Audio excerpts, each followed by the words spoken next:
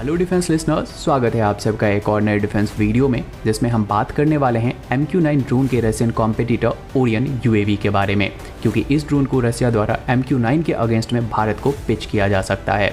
MQ-9 drone कितना capable system है ये तो हम सब ऑलरेडी जानते हैं, और हमारी नेवी भी 2 MQ-9 रीपर ड्रोन को लीज पर 2020 से ही इस्तेमाल कर रही है, और नेवी MQ-9 के परफॉर्मेंस से पूरी तरीके से संतुष्ट है। और यही कारण है कि भारतीय आर्म्ड फोर्सेस द्वारा 18 to 24 के नंबर में MQ-9 को प्रोक्यूर करने का प्लान भी बनाया गया है, जिससे हमारी आर्म्ड फोर्सेस बॉर्डर एरियाज को 24/7 अपनी निगरानी में रख सके। हमारे लिए मीडियम एल्टीट्यूड लॉन्ग एंड्योरेंस जरूरी भी है, क्योंकि हमारा जो एनिमी है चाइना, वो लगभग 100 के नंबर में ऐसे UAV को ऑपरेट करता है, लेकिन हमारे पास ये नंबर 4 से 6 के आसपास ही है, जिसे इजराइल से प्रोक्योर किया गया है। वहीं हमारा इंडिजीनियस तापस BH-02 के 5 यूनिट इस वक्त बनाए जा रहे हैं, जिसे अगस्त तक तीनों सेनाओं को यूजर ट्रायल के लिए दिया जाएगा। अगर तीनों सेनाएं इसकी परफॉर्मेंस से संतुष्ट होते हैं तो लगभग 72 के नंबर में तापस BH-02 का ऑर्डर तीनों सेनाओं को मिलाकर प्रपोज्ड है। हालांकि देखना होगा कि कितना ऑर्डर दिया जाता है। साथ ही क्योंकि MQ-9 ड्रोन एक काफ़ी ज़्यादा कॉस्टली सिस्टम है, जिसके एक यूनिट का कॉस्ट 100 मिलियन है, मतलब कि एक रफाल से भी महंगा, इसीलिए इनिशियली जो 30 MQ-9 को प्रोक्योर करने का प्लान था, इसे घटाकर 18 कर दिया गया है। लेकिन अब रशिया की तरफ से भी इसी कैटेगरी में, यानी कि सिमिलर कैटेगरी में ड्रोन बना लिए गए हैं, जिसमें MQ-9 की तरह ही V-shaped टील भी दिया गया है। और इसमें सबसे बड़ी बात यह है कि रशियन ओरायन ड्रोन का एक यूनिट का कॉस्ट लगभग 30 to 40 मिलियन डॉलर के बराबर का है, मतलब कि जितने में एक MQ-9 ड्रोन आएगा उतने में रशिया 3 ओरियन UAV ऑफर कर सकता है।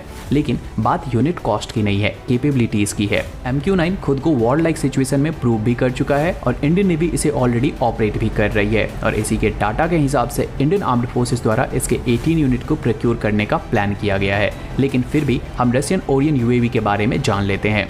तो ओरियन एक medium altitude long endurance military drone है, जिसकी मैक्सिमम फ्लाइट ड्यूरेशन 24 आवर की है, और ये 8000 मीटर तक के मैक्सिमम एल्टीट्यूड तक जाने में सक्षम है।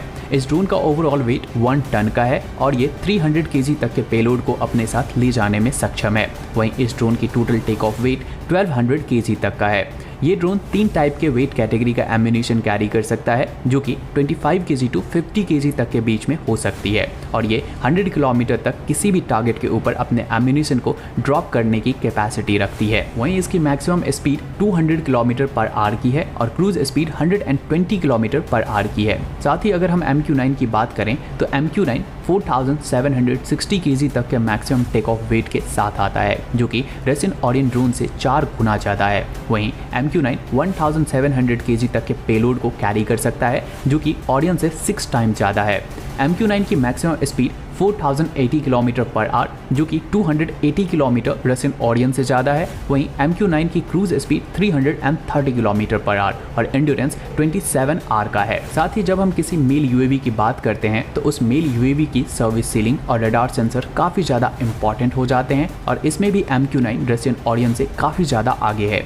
यानी कि रशियन ओरियन MQ-9 के साथ कंपेरेबल है ही नहीं, बल्कि ये UAV टर्किश बायरेक्टर के साथ कंपेरेबल है। और अगर बात करें भारत की, तो मेरे हिसाब से, यानी कि मेरे ओपिनियन में, हमें MQ-9 के साथ ही जाना चाहिए, और ऑब्वियसली होगा भी यही, क्योंकि हमें चाइना को काउंटर करना है, पाकिस्तान को नहीं। और इंडिया और चाइना के बीच में एज उसी कंट्री के पास होगी जिसके पास एडवांस सर्विलांस और नेटवर्किंग की कैपेसिटी होगी, क्योंकि वेपन्स दोनों ही कंट्री के पास एक से एक हैं। ग्राउंड मिलिट्री भी लगभग सेम है। ऐसे में जिसके पास भी हाई एंड सर्विलांस कैपेसिटी होगी वो स्ट्रेटेजिक एज हासिल करेगा, और इसीलिए भारत को MQ-9 के साथ जाना चाहिए।